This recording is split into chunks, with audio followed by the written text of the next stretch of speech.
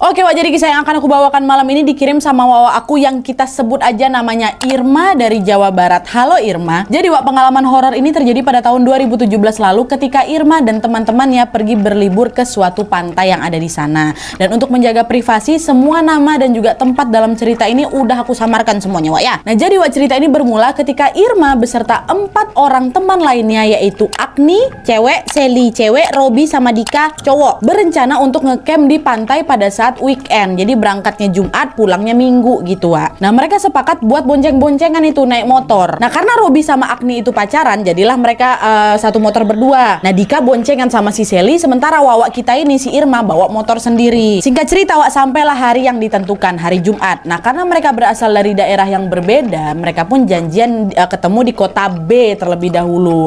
Nah dari kota B ini mereka pun melanjutkan perjalanan menuju ke pantai pada jam 11 siang.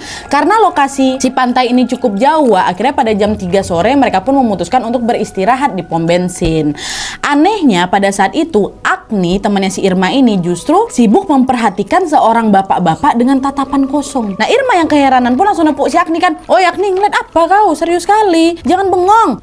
Itu loh Wak, ngapa bapak-bapak tuh ngeliat aku kayak gini? Maksudnya apa coba? Bikin takut aja. Hah? Emang bapaknya kenapa Wak? Kata Irma kan. Masa dia tadi nyamperin aku Wak, terus dia bilang jangan lanjutin kalau mau selamat, kata dia kayak gitu. Hah? Dia bilang kayak gitu? Kok aneh kali Wak, bercanda aja mungkin bapaknya tuh sama kau. Entahlah Wak, aku pun gak mau pikirkan kali, kata siapa ini, kata Agni kan. Dah lah tuh Wak, mereka pun berusaha untuk mengabaikan ucapan bapak-bapak tadi dan segera melanjutkan perjalanan.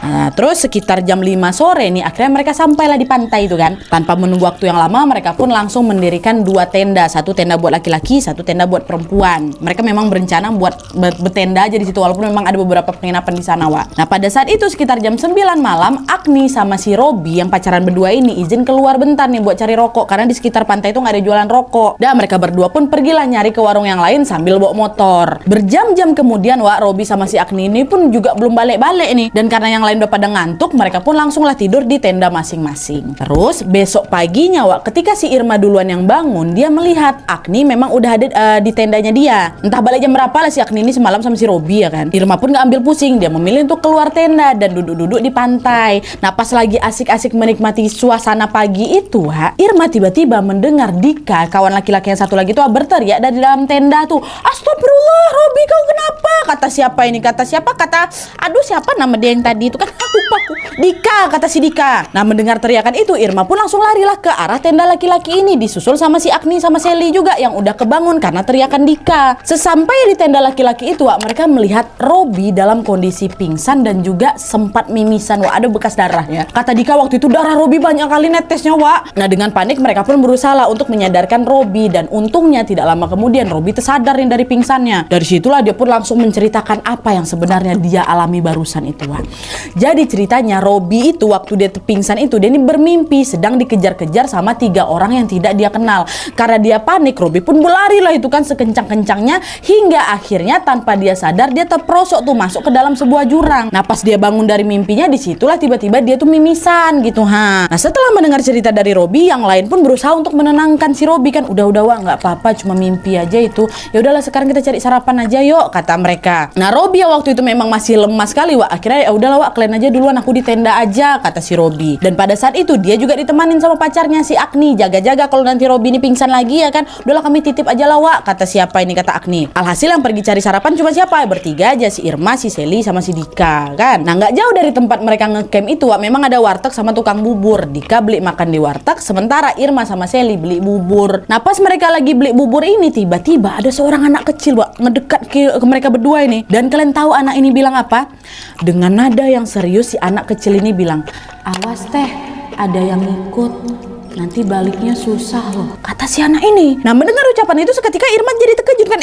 Maksudnya gimana nih dek? Kata dia gitu. Nah pas ditanyain balik sama Irma Wak, si adek tadi malah yang jadi kebingungan. Dia cuma bengong dia Wak, kayak geleng-geleng kepala gitu. Kenapa teh katanya? Gimana apanya nih kata dia kayak gitu Wak. Si adek ini macam baru tersadar gitu loh. Nah di momen itu Wak, mereka pun jadi sama-sama bingung kan. Irma pun tak kenapa jadi ngeblank tuh. Nah untungnya tidak lama kemudian Sally udah selesai tuh beli bubur kan, langsung ditepuk ya si Irma. Hei Irma, ngapa kok malah bengong katanya. Udahlah udah selesai nih, yuk balik lagi kita ke tenda. Kata siapa ini? Kata si Sally. Sally nggak tahu nih Wak. Dah Irma pun berusaha lah mengabaikan keanehan tadi dan melanjutkan liburan mereka di hari itu. Nah waktu itu liburan mereka sangat menyenangkan Wak, sampai-sampai tidak kerasa kalau hari udah mulai malam. Ini berarti udah di hari Sabtu kan Wak, udah selesai main-main, mereka pun balik lagi ke tenda masing-masing untuk tidur.